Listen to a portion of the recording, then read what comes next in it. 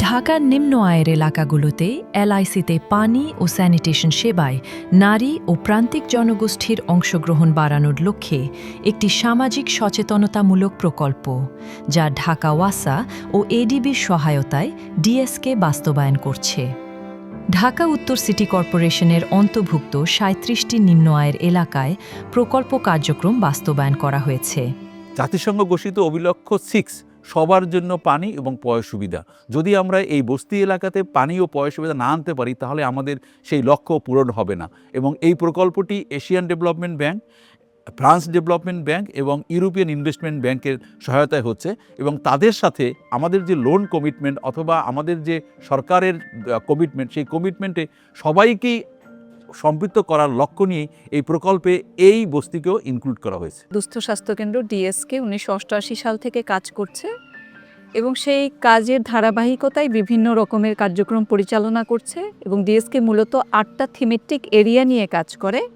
এই 8টা থিমেটিক এরিয়ার মধ্যে অন্যতম হচ্ছে water, sanitation, hygiene, CBO strengthening এবং আরেকটি হচ্ছে advocacy to access to a people rights এবং জেন্ডার ইকুয়ালিটি।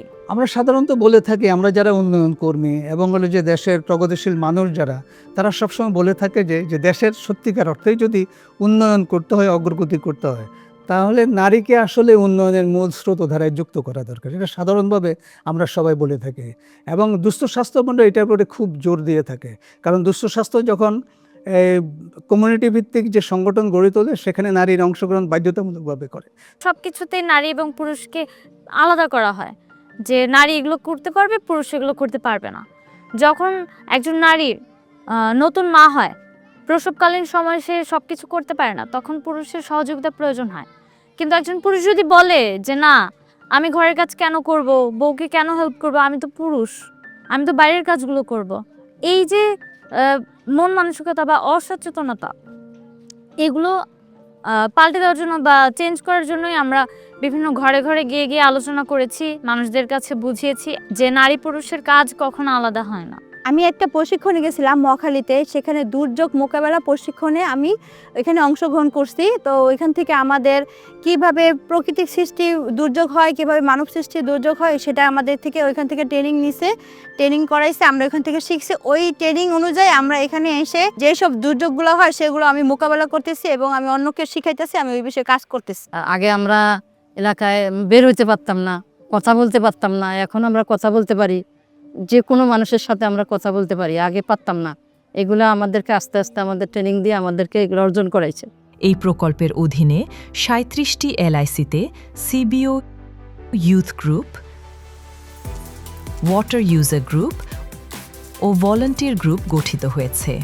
সিবিও সদস্যদের নেতৃত্ব উন্নয়ন প্রশিক্ষণ, জেন্ডার সমতা এবং সামাজিক অন্তর্ভুক্তিমূলক প্রশিক্ষণ, সচেতনতামূলক ক্যাম্পেইন, দিবস উদযাপন, জেন্ডার সংবেদনশীল নেতৃত্ব উন্নয়ন সহ নানামুখী কার্যক্রমের মাধ্যমে পরিবর্তনের বার্তা পৌঁছে গেছে প্রতিটি ঘরে।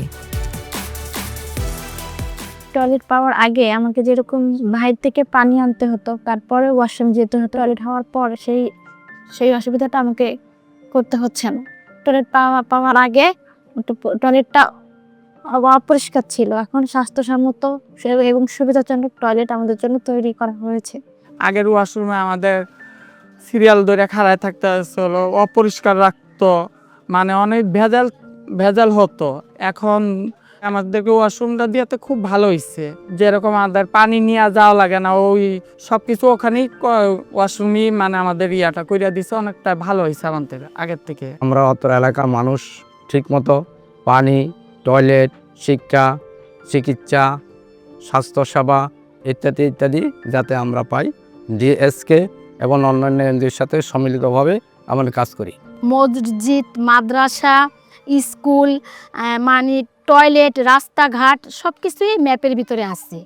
আমরা এই ম্যাপ অনুযায়ী সিবিও কমিটির লোকজন কোথায় টয়লেট লাগবে, রাস্তা লাগবে, ড্রেন লাগবে, বাচ্চাদের কি সমস্যা, বয়স্ক লোক একটা দুর্যোগ আসলে কোথায় যাবে, কিভাবে নিরাপদ স্থানে নিব, আমরা এই ঘুরে লিস্ট করে এগুলি জমা দিই।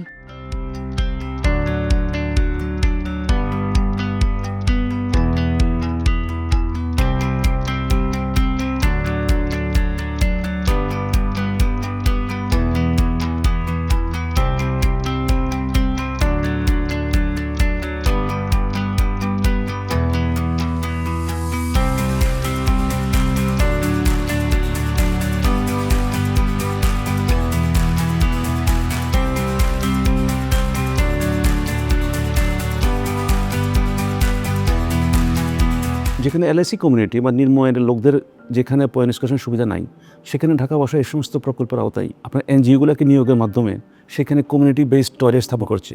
এবং ইতিমধ্যে বেশ কিছু প্রকল্প বাস্তবায়ন হয়েছে, যেখানে প্রচুর লোক এলআইসি কমিউনিটিতে যারা বসবাস করে তারা এই পয় নিষ্কাশন সুবিধা পাচ্ছে। ঢাকা বাসা এগুলোকে ভবিষ্যতে আরও সম্প্রসারণ করার চেষ্টা করছে এবং সম্প্রসারণ কার্যক্রম চলছে। ইতিমধ্যে বেশ কয়েকটি প্রকল্প বাস্তবায়িত হয়েছে এবং আরও কয়েকটি প্রকল্পের আওতায় যে সমস্ত এলআইসি কমিটিগুলোতে পয় নিষ্কাশনের সুবিধা নাই, সেখানে এই সমস্ত সুবিধা পুরোপুরি স্থাপনের জন্য ঢাকা বাসা উদ্যোগ গ্রহণ করছে। এই কার্যক্রম আরও চলবে, বিস্তৃত হবে এবং ঢাকা বাসা এদের সাথে সম্পৃক্ততা ভবিষ্যতে আরও বৃদ্ধি করবে। এই প্রকল্পের মাধ্যমে আমরা যে এতগুলি মানুষকে তাদের দক্ষতা উন্নয়নে ভূমিকা রাখতে পেরেছি, সেক্ষেত্রে এডিবিকে ধন্যবাদ জানাতে চাই। এই ধরনের একটা প্রকল্প নিয়েছে এবং তারা জেন্ডার ইকুয়ালিটিকে গুরুত্ব দিয়েছে, সেইভাবেই আমরা এই প্রকল্পের ডিজাইনটা করেছি। মূলত বিভিন্ন নারী এবং পিছিয়ে পড়া জনগোষ্ঠী এবং ইয়তদেরকে সংগঠিত করা হয়েছে। আমি আবারও ঢাকা ওয়াসাকে এবং এডিবিকে এই প্রকল্প বাস্তবায়নে সহায়তা করার জন্য ধন্যবাদ জানাচ্ছি।